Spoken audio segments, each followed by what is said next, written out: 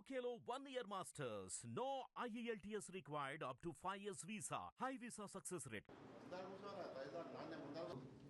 నాయకులు రిటైర్డ్ ఒక అవగాహన మరియు చర్చా వేదిక కార్యక్రమాలు ఈ వర్క్షాప్ అనేది నిర్వహించడం జరుగుతూ ఉంది. మన గౌరవనీయులైన జిల్లా కలెక్టర్ అడిషనల్ కలెక్టర్ రెవెన్యూ గారు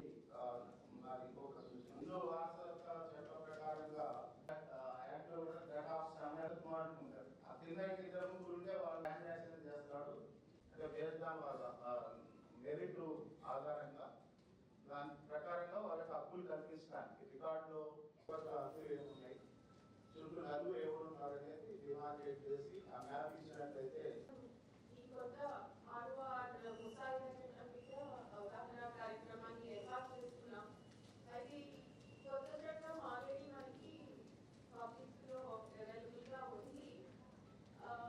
ఈ చట్టాన్ని చదవాలా ఇక్కడికి వచ్చిన వాళ్ళందరూ కూడా? అదే కొత్త చట్టంలో ఏముంది? మీరు పాత చట్టం చదువుకుంటారు, కాపీస్ ఇస్తాం చదవాలా?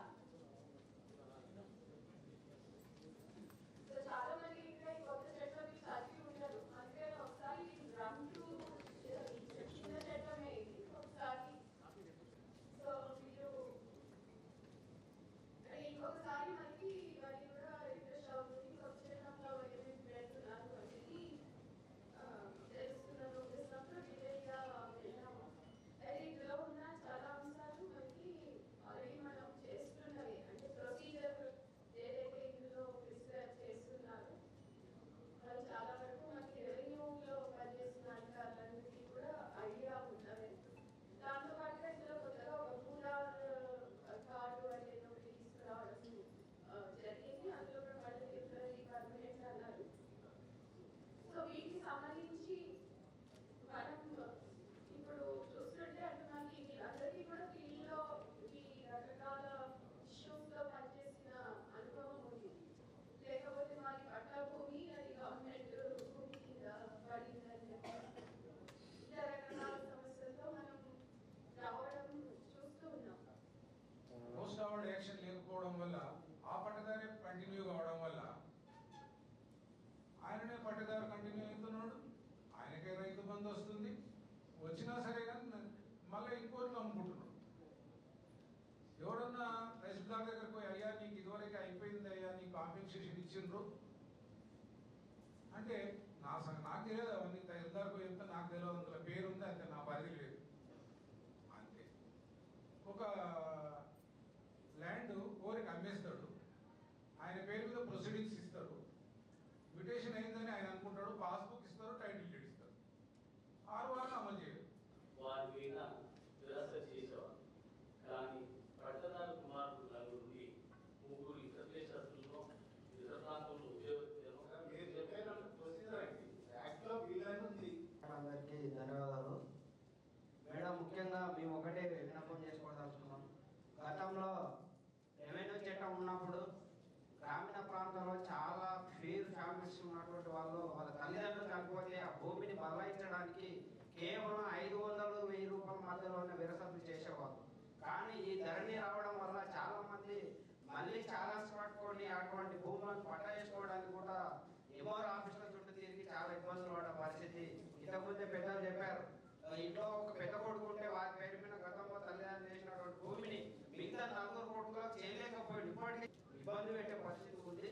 ఇది దాన్ని ఇప్పుడు వచ్చే దాంట్లో కనుక ఈ విరాసత్తులకు సంబంధించింది కేవలం 0 చాలా విరాసత్తు చేయాలని చెప్పేసి మేము వ్యవసాయ కార్మిక సంఘంగా డిమాండ్ చేస్తున్నాం మేడం. ఈ చట్టంలో ఆ రకంగా పొందుపరచాలని చెప్పి చెప్తాం. కేవలం 10 సంవత్సరాల్లో చాలా మంది చాలా లేకుండా పట్టా ఇప్పటికీ చేసుకోలేని పరిస్థితిలో ఇక్కడ రాష్ట్రంలో చాలా మంది ఉన్నారు. ఆ రకంగా విరాసత్తులకు సంబంధించింది డబ్బులు లేకుండా చేస్తే బాగుంటుందని చెప్పేసి మా యొక్క సూచన.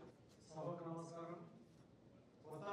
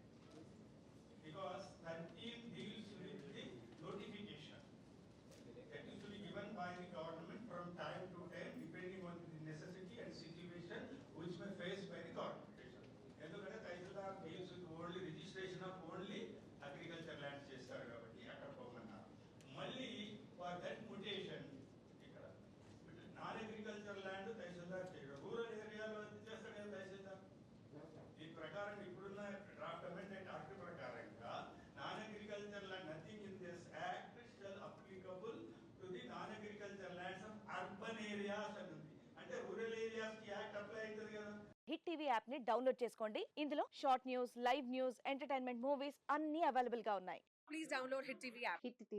హిట్ టీవీ యాప్ని ఫ్రీగా డౌన్లోడ్ చేసుకోండి.